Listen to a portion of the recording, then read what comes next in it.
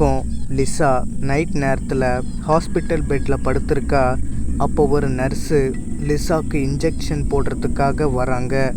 அப்போது அந்த நர்ஸு கையை காட்டுமா அப்படின்னு சொல்லவும் லிசா கையை காட்டுறா.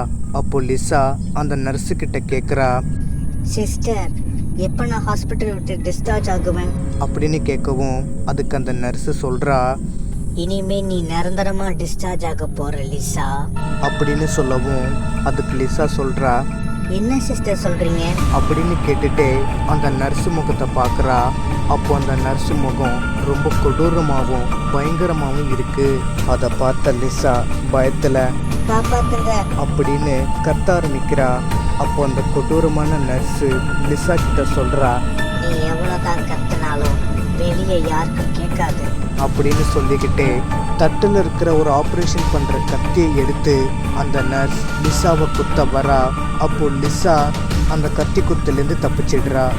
அப்போ லிசா அவள் பக்கத்தில் இருந்த குளுக்கோஸ் கம்பியை எடுத்து அந்த நர்ஸோட தலையிலே அடிச்சிடுறா. அப்போ அந்த நர்ஸ் கீழே விழுந்துடுறா.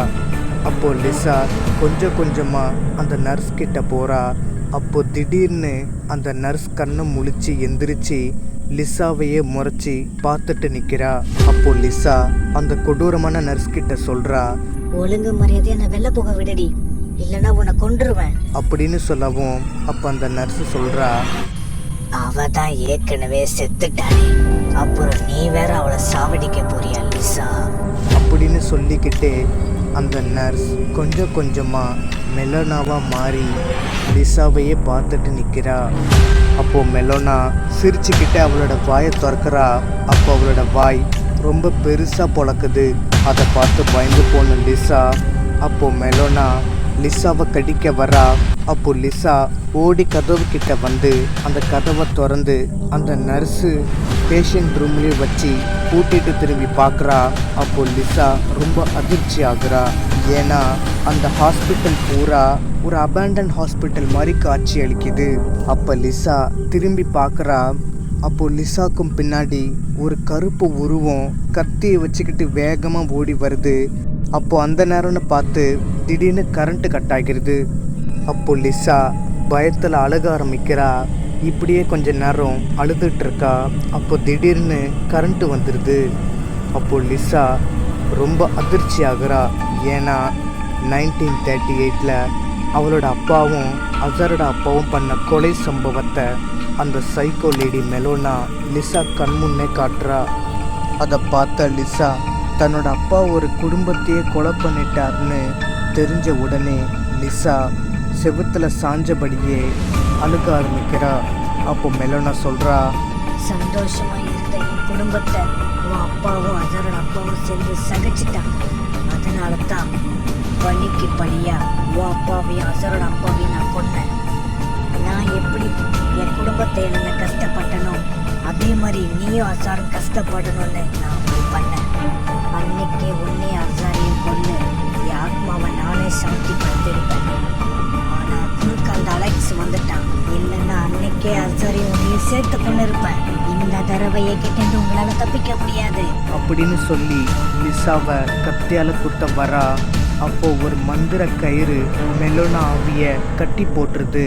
அப்போ ஷாமோட ஆவி சொல்லுது, லிசா இங்கே ரொம்ப நேரம் நிற்காத, சீக்கிரம் ஹாஸ்பிட்டல் என்ட்ரன்ஸ் வழியாக வெளில வந்துரு, என்னால் இவளை ரொம்ப நேரம் கட்டுப்படுத்த முடியாது அப்படின்னு ஷாம் சொல்லவும் அதை கேட்ட லிசா ஓட ஆரம்பிக்கிறா. அப்போ ஷாம் கண்ணை முழிச்சு அசார் கிட்ட சொல்கிறாரு, லிசா இப்போ ஹாஸ்பிட்டல் விட்டு வெளியே வருவா பாரு அப்படின்னு சொல்லவும் லிசா ஹாஸ்பிட்டல் விட்டு வெளியே வரா. அப்போ அசார் லிசாவை பார்த்து சொல்கிறான், லிசா சீக்கிரம் இங்கே வா அப்படின்னு சொல்லவும் அதை கேட்ட லிசா அசார் இருக்கிற கால் டாக்ஸி கிட்ட ரோடு கிராஸ் பண்ணிட்டு வந்துட்டு இருக்கா. அப்போ திடீர்னு ஒரு கார் வேகமாக வந்துட்டுருக்கு. அப்போ அந்த கார் டிரைவ் பண்ணுறவர் பிரேக்கை பிடிக்கிறாரு. ஆனால் கார் பிரேக்கை பிடிக்கவே இல்லை. அப்போ கார் வர்றதை பார்த்த லிசா வேகமாக ஓடி வந்து அந்த பிரேக் இல்லாத கார்கிட்டேருந்து தப்பிச்சிடுறா. அப்படியே லிசா அசார் ஷாம் இருக்கிற டாக்ஸி கார்கிட்ட வந்து டாக்ஸி காரில் ஏறி போயிடுறா. அப்போ லிசா அசார் பார்த்து கேட்குறா, அசார் நீ எப்போ இங்கே வந்த அப்படின்னு கேட்கவும் அதுக்கு அசார் சொல்கிறான், லிசா நானா இங்கே வரல, சூழ்நிலை தான் நம்ம எங்களை கூட்டிகிட்டு வந்திருக்கு. ரொம்ப அரண்டு போயிருக்க, அந்த சைக்கோ கேர்ள் நீ பார்த்தியா அப்படின்னு கேட்கவும் அதுக்கு லிசா சொல்கிறா. ஆமாம், நான் அவளை மறுபடியும் பார்த்தேன். அப்போ ஷாம் சொல்கிறாரு, இந்த ஊரில் என்னோட அசிஸ்டண்ட் இருக்காரு, அவரோட வீட்டுக்கு போய் நம்ம எதுவாக இருந்தாலும் பேசிக்கலாம், இங்கே எதுவும் பேசாதீங்க, புரிஞ்சுதா அப்படின்னு சொல்லவும் லிசாவும் அசாரும் வாயை மூடிக்கிட்டு வராங்க. இந்த பக்கம் அலெக்ஸ் கூட வேலை பார்க்குறவர் அசாரோட ஃபோன் நம்பரை கண்டுபிடிச்சி அலெக்ஸ் கிட்ட கொடுக்குறாரு. அசார் நம்பரை வாங்கிக்கிட்ட அலெக்ஸ் அசாருக்கு ஃபோன் பண்ணுறாரு. இந்த பக்கம் அசார் லிசா கிட்ட கேட்குறான், உனக்கு கல்யாணம் ஆயிடுச்சா அப்படின்னு கேட்கவும் அதுக்கு லிசா சொல்கிறா. கல்யாணம் ஆயிடுச்சு அப்படின்னு சொல்லிட்டு லிசாவும் அசாரும் பேசிக்கிட்டு இருக்காங்க. அப்போ அலெக்ஸுக்கு ஒரு ஃபோன் கால் வருது. ஃபோன் பண்ணுறது யாருன்னா அலெக்ஸ். என்ன புது நம்பராக இருக்குது அப்படின்னு சொல்லிட்டு அசார் ஃபோனை எடுத்து பேசுகிறான். ஹலோ, யார்? என்ன ஞாபகம் இல்லையா சார்? 1998 அப்படின்னு சொல்லவும் அதை கேட்ட அசார், அலெக்ஸ் நீங்களா? எப்படி இருக்கீங்க, நல்லா இருக்கீங்களா? என் ஃபோன் நம்பர் எப்படி உங்ககிட்ட? சரி, இப்போ நீங்கள் எங்கே இருக்கீங்க அப்படின்னு கேட்கவும் அதுக்கு அலெக்ஸ் சொல்கிறான், அசார் நான் நல்லா இருக்கிறது இருக்கட்டும், அந்த சைக்கோ லேடியை பற்றி நான் நிறைய டீட்டெயில்ஸ் நான் கலெக்ட் பண்ணியிருக்கேன். உடனே நான் ஒன்றே லிசாவையும் பார்த்தாகணும். எங்கே இருக்கீங்க 2 பேரும் அப்படின்னு கேட்கவும் அதுக்கு அசார் சொல்கிறான், நான் லிசாவும் இப்போது நியூயார்க்கில் தான் இருக்கோம். ஒரு புத்தகம் பார்க்குறதுக்காக நாங்கள் அங்கே போயிட்டுருக்கோம். நீங்கள் நியூயார்க் வந்தீங்கன்னா எங்களை பார்க்கலாம் அப்படின்னு சொல்லவும் அதுக்கு அலெக்ஸ் சொல்கிறான், உடனே நாங்கள் கிளம்பி வரோம். நம்மளை சுற்றி நடக்கிற எல்லா சம்பவத்துக்கும் அவள் தான் காரணம் அப்படின்னு சொல்லிட்டு அலெக்ஸ் ஃபோனை கட் பண்ணுறான். கால் டாக்ஸி நேராக ஷாமோட அசிஸ்டண்ட் வீட்டுக்கே வந்துடுது. 3 பேரும் காரை விட்டு கீழே இறங்கி ஷாம் அந்த டாக்ஸி டிரைவருக்கு காசு கொடுத்துட்டு அசார் கிட்டேயும் லிசா கிட்டேயும் சொல்கிறாரு, இப்போ நம்ம போக போகிற அந்த வீட்டுக்குள்ளே இருக்கிற எந்த பொருளையும் நீங்கள் தொடவே கூடாது. அப்படி தொட்டிங்கன்னா பிரச்சனை இன்னும் அதிகமாகிடும். அது மட்டும் இல்லை, நீங்கள் 2 பேரும் அதிகமாக பேசவே கூடாது. அவர் கேட்குற கேள்விக்கு மட்டும்தான் நீங்கள் பதில் சொல்லணும், சரியா அப்படின்னு சொல்லிட்டு ஷாம் வீட்டு காலிங் பெல்லை அழுத்துறாரு. அப்போது ஒரு புத்தர் கதவை திறக்கிறாரு. உள்ளே வாங்க ஷாம் அப்படின்னு சொல்லி 3 பேரையுமே வரவேற்கிறாரு. அப்போ அந்த புத்தர் லிசா, அசார் அண்ட் ஷாம் 3 பேரையுமே உட்கார சொல்லவும் 3 பேரும் உட்காந்துருக்காங்க. அப்போது ஒரு வீட்டு வேலைக்காரன் 3 பேருக்கும் காஃபி கொடுக்குறான். 3 பேருமே காஃபி குடிச்சிட்டு ஷாம் அவரோட அசிஸ்டண்ட் கிட்ட நடந்த எல்லாத்தையும் சொல்கிறாரு. அப்போது அந்த அசிஸ்டண்ட் புத்தர் சொல்கிறாரு, இந்த வாய்ப்புக்காக தான் நாங்கள் எல்லோரும் காத்துட்ருக்கோம் ஷாம். நீங்கள் என்ன சொல்கிறீங்களோ அதே மாதிரி நாங்கள் செய்கிறோம். என்ன செய்யணும் சொல்லுங்கள். அப்போ ஷாம் சொல்கிறாரு, நாங்கள் உங்களை ஒரு இடத்துக்கு கூட்டிகிட்டு போவோம். அந்த இடத்தோட பேஸ்மெண்ட்டில் ஒரு பொண்ணை கொலை பண்ணி புதைச்சி வச்சுருக்காங்க. நீங்கள் பண்ண வேண்டியதெல்லாம் அந்த பொணத்தை தோண்டி எடுத்து ஸ்டார் கோலம் போட்டு அந்த பொணத்தை அது மேலே படுக்க வச்சு இதில் இருக்கிற மந்திரத்தை நீங்கள் எல்லோரும் உச்சரிக்கணும். இந்த சடங்குல என்ன வேணாலும் நடக்கும். ஏன் உயிர் சேதம் கூட ஆகிறதுக்கு நிறைய வாய்ப்புகள் இருக்குது. ஜாக்கிரதையாக ஹேண்டில் பண்ணுங்கள். இந்த மந்திரத்தை நம்ம உச்சரிக்கிறதுனால கண்டிப்பாக அவன் நம்மளை தேடிக்கிட்டு அந்த இடத்துக்கு வருவான். அப்போ நம்ம எல்லாத்துக்கும் தயாராக இருக்கணும் அப்படின்னு சொல்கிறாரு. நைட் நேரத்தில் அசார் அவன் ரூமில் போய் படுத்திருக்கான். அப்போது லிசாவும் அவன் ரூமில் போய் படுத்து தூங்குறா. அப்போது அசார் ஃபோனை எடுத்து அவனோட ஃபேமிலி ஃபோட்டோவை பார்த்துட்ருக்கான். அப்படி பார்த்துட்டு இருக்கும்போது அவனோட அப்பா ஃபோட்டோ அதில் இருக்குது. அப்போது அசார் அவன் அப்பா கூட நடந்த சம்பவத்தை எல்லாத்தையும் ஞாபகப்படுத்தி பார்க்குறான். அசாருக்கு 16 வயசு இருக்கும் போது அவன் சைக்கிளை ஓட்டிகிட்டு போயிட்டு இருந்திருக்கான். அப்போ திடீர்னு அசார் சைக்கிள்லேருந்து கீழே விழுந்துடுறான். அப்படி கீழே விழுந்ததில் அவன் முட்டியில் அடிபட்டுருது. அதை பார்த்து அசாரோட அப்பா ஓடி வந்து அசாரை தூக்கி விடுறாரு. அந்த சம்பவத்தை அசார் நினச்சி பார்த்து அழுகிறான். இந்த பக்கம் நஸ்ரீன் அவள் குழந்தைகிட்ட கதை சொல்லி தூங்க வச்சிட்ருக்கா. அப்போ கீழே கூடத்தில் டிவி ஓடுற சத்தம் கேட்குது. அப்போ நஸ்ரீன் சொல்கிறா, குழந்தைய கூட்டிட்டு வரும்போது நான் டிவி ஆஃப் பண்ணிட்டு தானே வந்தேன், அப்புறம் எப்படி கீழே டிவி சவுண்டு கேட்குது அப்படின்னு சொல்லிட்டு நஸ்ரீன் கீழே போய் பார்க்குறா. கீழே வந்து பார்த்ததும் நஸ்ரீன் ரொம்ப அதிர்ச்சி ஆகுறா. ஏன்னா டிவி ஓடலை, ஆனால் டிவி ஓடுற சவுண்டு மட்டும் கேட்குது. அப்போ நஸ்ரீன் சொல்கிறா, என்னடா இது, டிவி ஓடல ஆனா டிவி ஓடுற சவுண்டு மட்டும் எப்படி கேக்குது? அப்படின்னு சொல்லிக்கிட்டு இருக்கா. அந்த நேரம்னு பார்த்து கிச்சனில் யாரோ நடக்கிற சத்தம் கேட்குது. அப்போ நஸ்ரீன் கொஞ்சம் பயந்துக்கிட்டே பொறுமையாக நடந்து கிச்சனுக்குள்ளே போய் பார்க்குறா. அங்கே யாருமே இல்லை, ஆனால் நடக்கிற சவுண்டு மட்டும் கேட்டுக்கிட்டே இருக்கு. இந்த பக்கம் லிசா, அசார் அண்ட் ஷாம் அவரோட அசிஸ்டன்ட்ஸ் எல்லாருமே கிளம்பி வீட்டை விட்டு வெளியே வராங்க. அப்போது அலெக்ஸ் அங்கே நிற்கிறாரு. அப்போது அசார் அலெக்ஸை பார்த்து, நீங்கள் அலெக்ஸ் தானே அப்படின்னு கேட்கவும் அதுக்கு அலெக்ஸ் சொல்கிறான், ஆமாம் நான் அலெக்ஸு தான், 1998 அப்படின்னு சொல்லவும் லிசாவும் அசாரும் ரொம்ப சந்தோஷப்படுறாங்க. அப்போ அசார் ஷாம் கிட்ட அலெக்ஸை அறிமுகப்படுத்துகிறான். Hi sir, I'm Alex Andrew, இதே ஒரு போலீஸ் ஸ்டேஷனில் ஒரு சப் இன்ஸ்பெக்டராக இருக்கேன் அப்படின்னு சொல்லவும் அதுக்கு ஷாம் சொல்கிறாரு, நான் ஷாம் புத்தராக இருக்கேன், வாங்க உள்ளே வந்து பேச, அசிஸ்டன்ட்ஸ் நீங்களாம் உள்ளே போய் ப்ராக்டிஸ் பண்ணுங்கள் அப்படின்னு சொல்கிறாரு. அலெக்ஸ் சேரில் உட்காந்து லிசா கிட்டேயும் அசார் கிட்டேயும் மெலோனாக்கு நடந்த எல்லா சம்பவத்தையும் சொல்கிறான். அதை கேட்ட அசார் ரொம்ப அதிர்ச்சி ஆகுறான். என் அப்பா ஒரு குடும்பத்தை கொல்றதுக்கு ஹெல்ப் பண்ணியிருக்காரு. அப்போ லிசா சொல்கிறா, உன் அப்பா மட்டும் இல்லை, என் அப்பாவும் தான். கொலைக்கு ஹெல்ப் பண்ணது உங்க அப்பா, ஆனா கொலை பண்ணது என்னோட அப்பா அப்படின்னு சொல்லவும் ரெண்டு பேருமே வருத்தப்படுறாங்க. அப்போ அலெக்ஸ் ஷாம் கிட்ட சொல்கிறான், அதுக்கு தான் பழிக்கு பழியா அசார் அப்பாவையும் லிசாவோட அப்பாவையும் கொண்டு இருக்கா. அது மட்டும் இல்லை, மெலோனாவோட அப்பா ஹச்சிகோக்கு சொந்தமான வீட்டு பத்திரத்தை லிசாவோட அப்பா அதை கொண்டு போய் கிறிஸ்ன்னு ஒரு ஆளுக்கு $12 லட்சம் விற்றுருக்காரு. அந்த கிறிஸ்ஸு மெலோனாவோட வீட்டை இடிச்சிட்டு அங்கே ஒரு ப்ரைவேட் ஸ்கூலை கட்டி நடத்திட்டு வந்திருக்காரு. ஆனால் மெலோனாவோட ஆவிக்கு அது சுத்தமாக பிடிக்கல, அந்த ஸ்கூலையே வெடிக்க வச்சிருச்சு. அப்படி வெடித்ததில் கிட்டத்தட்ட அந்த ஸ்கூலில் படித்த 250 குழந்தைகளும் தீயில கருகி கொத்து கொத்தா செத்தாங்க. அதுக்கப்புறம் இந்த நியூஸ் வேர்ல்டு வைடு ஃபுல்லாக ரீச் ஆச்சு. இப்போ கூட ஒரு 5 வயசு பையன்கிட்ட கேட்டால் கூட அந்த பையன் கரெக்டாக சொல்லுவான் அப்படின்னு சொல்லிக்கிட்டு இருக்காரு. இந்த பக்கம் நஸ்ரீன் கிச்சனை விட்டு வெளியே வந்துட்டு இருக்கா. அப்போ நஸ்ரீன் அதிர்ச்சி ஆகுறா, ஏன்னா அவனோட பொண்ணு மேலே மிதந்துட்டு இருக்கா. அதை பார்த்த நஸ்ரீன் ரொம்ப பயப்படுறா. இந்த பக்கம் Lisa, Azhar, Alex and Sham அப்புறம் அவரோட அசிஸ்டன்ட்ஸ் எல்லாருமே கிளம்பி அந்த கைவிடப்பட்ட வீட்டுக்கு வந்துடுறாங்க. அப்போ அந்த வீட்டை எல்லாருமே பார்க்குறாங்க. அந்த வீடு பார்க்க எப்படி இருக்குன்னா ரொம்ப பயங்கரமாக செடி கொடியெல்லாம் சூழ்ந்துருக்கு. அப்போது ஷாம் அவரோட அசிஸ்டண்ட்டு கிட்ட சொல்கிறாரு, நீங்கள் எல்லாரும் போய் அந்த கிளை எல்லாத்தையும் வெட்டி எறிங்க அப்படின்னு சொல்லவும் அவரோட அசிஸ்டன்ட்ஸ் எல்லாருமே அந்த கிளையை வெட்டி எரிஞ்சுக்கிட்டு இருக்காங்க. செடி கொடி எல்லாத்தையும் வெட்டி முடிச்சதுக்கப்புறமா எல்லாருமே அந்த வீட்டுக்குள்ளே போகிறாங்க. அப்போ அந்த வீடு பார்க்க எப்படி இருக்குன்னா உள்ளே ரொம்ப பால் அடிச்சு போய் ஒரு தூசியாக இருக்குது. அப்போ அசார் லிசா கிட்ட சொல்கிறான், லிசா இந்த இடம் உனக்கு ஞாபகம் இருக்கா? 10 வருஷத்துக்கு முன்னாடி இதே இடத்துல நீ நானும் மாட்டிக்கிட்டோம். அப்போ அலெக்ஸ் தான் நம்மளை வந்து காப்பாற்றினாரு. அதை இப்போ நினச்சி பார்க்கும்போது பயமாக தான் இருக்குல்ல.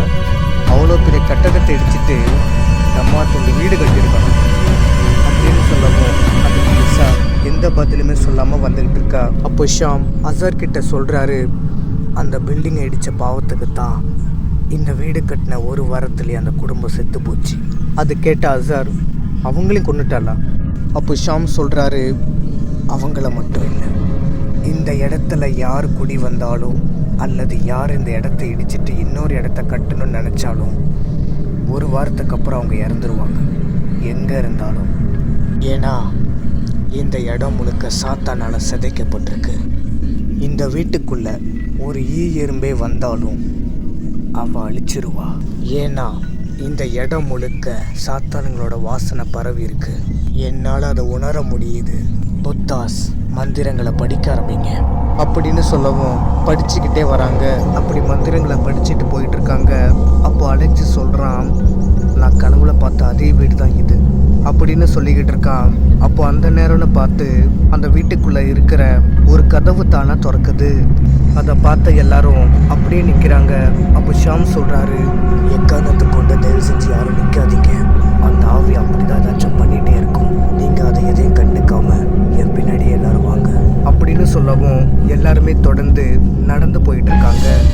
அப்போது ஒரு பயங்கரமான ரத்தம் படிஞ்ச கை அலெக்ஸோட ஷோல்டர்ல இருக்கு. அதை பார்த்த லிசா பயத்துல அலெக்ஸ் கிட்ட சொல்றா. அலெக்ஸ், உங்க ஷோல்டர்ல ரத்தம் படிஞ்ச கை இருக்கு. அப்படியே அலறிக்கிட்டே சொல்லவும் அதை கேட்ட அலெக்ஸ் பயத்தோட அவன் ஷோல்டரை பார்க்குறான். ஒரு ரத்தம் படிஞ்ச கை இருக்கு. அப்போ அலெக்ஸ் பயந்துக்கிட்டே அந்த கையை கீழே தள்ளி விட்டுறான். அப்போ அந்த கை கீழே விழுந்துருது. அப்போ ஷாம் சொல்கிறாரு, எக்காரணத்தை கொண்டு யாரும் நிற்காதீங்க அப்படின்னு சொல்லவும் கீழே விழுந்த ரத்தம் படிஞ்ச கை திடீர்னு தரையை தட்ட ஆரம்பிக்குது. அந்த சத்தத்தை கேட்ட எல்லாருமே திரும்பி அந்த கையே பார்த்துக்கிட்டு இருக்காங்க. அப்போ அந்த ரத்தம் படிஞ்ச கை மறுபடியும் அந்த தரையை தட்டிக்கிட்டே இருக்கு. இதை பார்த்த ஷாம் எல்லாருமே பின்னாடி வர சொல்கிறாரு. எல்லாருமே பின்னாடியும் வராங்க. அப்போது மறுபடியும் அந்த கை தரையை தட்டிக்கிட்டே இருக்கு. அப்படி தட்டிட்டு இருந்த அந்த ரத்தம் படிஞ்ச கை திடீர்னு துடிக்க ஆரம்பிக்குது. அதை பார்த்த எல்லாருமே பயப்பட ஆரம்பிக்கிறாங்க. அப்போ ஷாம் சொல்கிறாரு, யாரும் பயப்படாதீங்க, புத்தா மந்திரத்தை வேகமாக சொல்ல ஆரம்பிங்க அப்படின்னு சொல்லவும் எல்லா புத்தாவும் மந்திரத்தை வேகமாக சொல்ல ஆரம்பிக்கிறாங்க. புத்தா எல்லாரும் மந்திரத்தை வேகமாக சொல்லவும் அந்த கை வேகமாக துடிச்சிக்கிட்டு இருக்கு. அப்படி துடிச்சிட்டு இருந்த அந்த கை திடீர்னு தவிழ்ந்து வந்து அசாரோட கழுத்தை பிடிச்சி நெரிக்குது. அப்படி கழுத்தை பிடிச்சி நெரிக்கவும் அசார் திணறிக்கிட்டு இருக்கான். அப்போ அந்த கையை எடுக்க எல்லாருமே முயற்சி பண்ணுறாங்க. ஆனால் அந்த கையை யாராலுமே பிடிச்சி இழுக்க முடியல. இந்த பக்கம் அசாரோட பொண்ணையும் அந்த கை கழுத்தை பிடிச்சி நெரிச்சிக்கிட்டு இருக்கு. இதை பார்த்த நஸ்ரீன் அழுதுகிட்டே, என் பொண்ணு ஒன்றும் பண்ணிடாத, என் பொண்ணை விட்டுரு அப்படின்னு சொல்லி கெஞ்சி அழுதுகிட்டு இருக்கா. அப்போ ஷாம் ஒரு தண்ணியை எடுத்து அதில் மந்திரத்தை ஓதி அந்த ரத்தம் படிஞ்ச கையில் தெளிக்கிறாரு. அப்போ அந்த ரத்தம் படிஞ்ச கை புசுங்கி கீழே விழுந்துருது. அதே மாதிரி நஸ்ரீனோட பொண்ணை கழுத்தை பிடிச்சிட்டு இருந்த அந்த கையும் திடீர்னு மறைஞ்சு போயிடுது. அப்போ அந்த குழந்தை கீழே விழுது. அப்போ நஸ்ரீன் அந்த குழந்தைய பிடிச்சிடுறா. நம்ம எல்லாரும் பேஸ்மெண்ட்டுக்கு போக விடாமல் அந்த ஆவி தடுத்துக்கிட்டு இருக்கு. அந்த ஆவி பண்ணுறதை நம்ம ஏதாச்சும் கண்டுக்கிட்டே இருந்தோன்னா நம்மளால் பேஸ்மெண்ட்டுக்கு போய் ஒழுங்காக சேர முடியாது. அதனால் தயவு செஞ்சு எல்லாரும் அந்த ஆவி பண்ணுற எந்த விஷயத்தையும் நீங்கள் கண்டுக்காம என் பின்னாடியே வாங்க. இந்த தடவை உங்களை காப்பாற்றுற மாதிரி அடுத்த தடவை என்னால் உங்களை காப்பாற்ற முடியுமான்னு என்னால் சரியாக சொல்ல முடியாது அப்படின்னு ஷாம் சொல்கிறாரு. அதை கேட்ட எல்லாருமே நடந்து போயிட்டுருக்காங்க. அப்போ திடீர்னு 4 கதவு திறக்குது. அப்போ அந்த 4 கதவுல இருந்து என்னை காப்பாற்றுங்கன்னு சத்தம் கேட்குது. அதை எதையுமே காதில் வாங்காமல் எல்லாருமே பயந்தபடி நடந்து போயிட்டுருக்காங்க. அப்போ அந்த கத்துற சத்தம் இன்னும் அதிகமாகுது. எல்லாருமே காதை மூடிட்டு நடந்து போயிட்டுருக்காங்க. அப்போ அந்த நேரம்னு பார்த்து அசாரோட தங்கச்சி, அசார் என்னை காப்பாத்து. அசாரோட தங்கச்சி கத்துற சத்தம் கேட்குது. அப்போ அசார் ஒரு செகண்ட் நின்று அப்படியே திரும்பி பார்க்குறான். அசாரோட தங்கச்சி அங்கே நிற்கிறா. அதை பார்த்தா அசார் அதிர்ச்சி ஆகுறான். அப்போ திடீர்னு அசாரோட தங்கச்சி கொஞ்சம் கொஞ்சமாக ஆவியாக மாறி அசாரை கத்தி எடுத்து குத்த வரா. அப்போ திடீர்னு அந்த கதவு சாத்திடுது. பேஸ்மெண்ட்டுக்கு எல்லாரும் வந்துடுறாங்க. அப்போ ஷாம் சொல்கிறாரு, அலெக்ஸ், இங்கே ஹச்சிகோவோட ஃபேமிலியை எங்கே கொண்டு புதைச்சாங்க அப்படின்னு கேட்கவும் அதுக்கு அலெக்ஸ் சொல்கிறான், எங்கே புதைச்சாங்கன்னு அந்த பாட்டி என்கிட்ட சரியாக சொல்லலை சார் அப்படின்னு சொல்லவும் அதை கேட்ட ஷாம் அவர் பையிலேருந்து ஒரு லெமன் எடுக்கிறாரு. அப்போ ஷாம் அலெக்ஸ் கிட்ட சொல்கிறாரு, இந்த லெமனை இப்போ நான் உருட்டி விட போகிறேன். இந்த லெமனே அந்த டெட் பாடியை காட்டி கொடுக்கும் அப்படின்னு சொல்லிட்டு ஷாம் அந்த லெமனை உருட்டி விடுறாரு. அப்போ அந்த லெமன் எல்லா இடத்துலையும் உருட்டிட்டு திரும்பி வந்துடுது. ஆனால் ஒரே ஒரு இடத்துல மட்டும் அந்த லெமன் போய் அப்படியே நின்றுது. அப்போ அந்த லெமன் கொஞ்சம் கொஞ்சமாக அழுகி போயிடுது. அப்போ ஷாம் அலெக்ஸ் கிட்ட சொல்கிறாரு, அந்த டெட் பாடியில் அங்கே தான் இருக்குது. அசிஸ்டன்ஸ், அந்த இடத்துக்கு போய் வேலையை ஆரம்பிங்க அப்படின்னு சொல்லவும் அதை கேட்டு அவரோட அசிஸ்டன்ட்ஸ் எல்லாருமே அந்த இடத்துக்கு போய் ஸ்டார் கோலம் போட்டு மெழுகுபத்தி ஏற்றி வைக்கிறாங்க. அப்போ Sham, Alex, Azhar and Lisa 3 பேர்கிட்டையும் சொல்கிறாரு, நானும் என் அசிஸ்டன்ஸும் அந்த இடத்துல போய் உட்காந்து நாங்கள் மந்திரம் சொல்ல ஆரம்பிப்போம். மந்திரம் சொல்ல ஆரம்பித்த 5வது நிமிஷத்துலேயே ஒரு நுழைவாயில் திறக்கும். அந்த நுழைவாயில் தான் இந்த இடத்தோட ரிஃப்ளெக்ஷன். அந்த நுழைவாயிலுக்குள்ளே போய் மெலோனா தூக்க மாட்டி செத்த அந்த இடத்துக்கு நீங்கள் போய் உங்கள் 3 பேரோட ரத்தத்தை அந்த இடத்துல சிந்திட்டு திரும்பி வந்துடுங்க. ஆனால் இதில் ஒரு பிரச்சனை இருக்குது. உங்கள் 3 பேரோட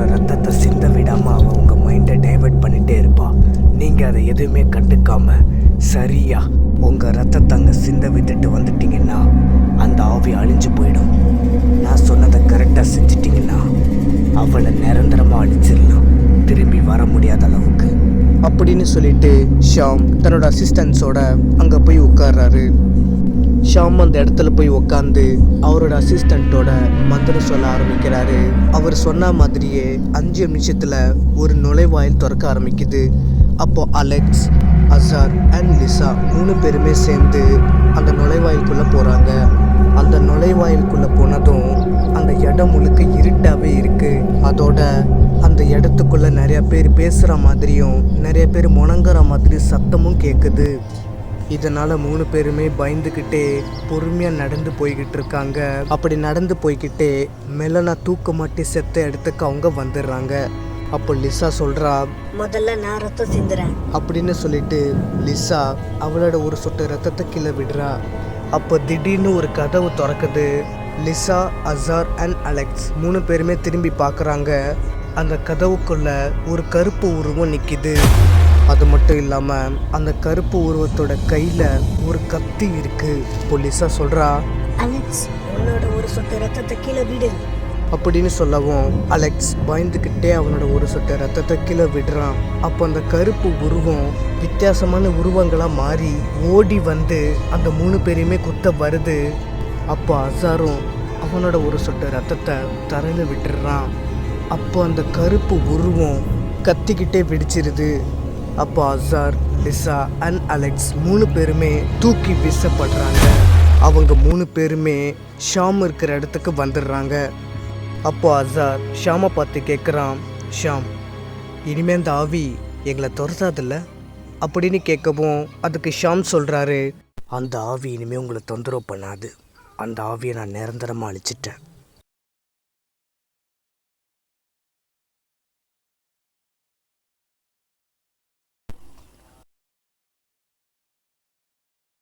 அலெக்ஸோட ஹையர் ஆஃபீஸர் சொல்கிறாரு, வெல்டன் அலெக்ஸ், 10 வருஷமாக எப்படியோ போராடி இந்த கேஸை முடிச்சிட்டல, கன்கிராட்ஸ் அப்படின்னு சொல்லவும் அதுக்கு அலெக்ஸ் சொல்கிறான், நான் என்னோடய கடமை தானே சார் செஞ்சேன், இதில் என்ன இருக்குது, வேறு ஏதாச்சும் மிஸ்ட்ரி கேஸ் இருந்தால் கொடுங்க சார், அதையும் முடிக்க நான் தயார் அப்படின்னு சொல்லவும் அதுக்கு அலெக்ஸோட ஹையர் ஆஃபீஸர் சொல்கிறாரு, இருக்கு அலெக்ஸ், பல பேர் இந்த கேஸை முடிக்க பார்த்தாங்க, ஆனால் யாராலுமே இந்த கேஸை இது வரைக்கும் முடிக்கவே முடியல. இதில் வேடிக்கை என்னென்னா, இந்த கேஸை முடிக்கிற நேரத்தில் எல்லாருமே செத்து போயிட்டாங்கன்னா பார்த்துக்கேன். அதுக்கு அலெக்ஸ் சொல்கிறான், அப்படின்னு கேஸு சார் அப்படின்னு கேட்கவும் அதுக்கு ஹையர் ஆஃபீஸர் சொல்கிறாரு, அந்த கேஸ் உனக்கு மட்டும் இல்லை, இந்த உலகத்துக்கே தெரியும். நான் கேட்குற கேள்விக்கு கரெக்டாக பதில் சொல்ல அலெக்ஸ். நீ மட்டும் நைட்டு நேரத்தில் தனியாக ரோட்டில் நடந்து போயிட்டுருக்க. அப்படி போயிட்டுருக்கும் போது திடீர்னு உன்னை பயமுறுத்துகிற மாதிரி ஒரு பொண்ணு எதுக்கு வந்து நிற்கிது. அந்த பொண்ணு உன்னை பார்த்து கேட்குது, நான் அழகாக இருக்கேன். அதுக்கு நீ என்ன திரும்ப சொல்லுவ, நீங்கள் அழகாக இருக்கீங்க அப்படின்ப. ஆனால் அந்த பொண்ணு தன்னோட முகத்தை காட்டும் போது அவனோட 2 சைடு வாயும் கிழிஞ்சு போயிருக்கும். அப்போ கத்தியை வச்சுக்கிட்டு அந்த பொண்ணு உன்னை பார்த்து நான் அழகாக இருக்கேனான்னு கேட்பா. அதுக்கு நீ என்ன சொல்லுவ? சார், இந்த கேஸை நான் எடுத்துக்கிறேன் அப்படின்னு சொல்லவும் அதுக்கு ஹையர் ஆஃபீஸர், ஓகே அலெக்ஸ், தாராளமாக எடுத்துக்கோங்க. அலெக்ஸ் ஹையர் ஆஃபீஸர் ரூம் விட்டு வெளியே போகிறான். அப்போ அலெக்ஸ் தெரியாமல் ஒரு ஆஃபீஸர் மேலே மோதிடுறான். அப்படி மோதினதில் அலெக்ஸ் வச்சுருந்த எல்லா ஃபைலோட பேப்பரும் கீழே விழுந்துருது. அலெக்ஸ் எல்லா ஃபைல் பேப்பரையும் அடுக்கி வச்சுக்கிட்டு இருக்கான். அப்போ மெலோனோட ஃபேமிலி ஃபோட்டோ கடைசியாக ஒரு தடவை பார்த்துட்டு ஃபைலுக்குள்ளே வைக்கிறான். அப்போ அலெக்ஸ் சொல்கிறான், மெலனோட ஃபேமிலி ஃபோட்டோவில் ஏதோ வித்தியாசமாக இருக்கே அப்படின்னு சொல்லிட்டு அலெக்ஸ் மறுபடியும் மெலனோட ஃபேமிலி ஃபோட்டோ பார்க்குறான். அதில் மெலோனாவோட பாட்டியும் இருக்காங்க. அதை பார்த்து அலெக்ஸ் அதிர்ச்சி ஆகுறான். அப்போ அலெக்ஸ் சொல்கிறான், ஒரு நிமிஷம் இரு, அந்த அபேண்டன் ஹவுஸை பார்க்கும்போது ஒரு பாட்டி என்கிட்ட வந்து நடந்தது எல்லாத்தையும் சொன்னாங்க. அந்த பாட்டி தான் இப்போ இந்த ஃபோட்டோவில் இருக்காங்க. அப்போ இந்த பாட்டி செத்து 81 வருஷம் ஆச்சா அப்படின்னு சொல்லிட்டு அலெக்ஸ் அதிர்ச்சி ஆகுறான். அப்போ அந்த பாட்டியோட ஃபோட்டோ கண்ணிலேருந்து ரத்தம் ஊற்றுது.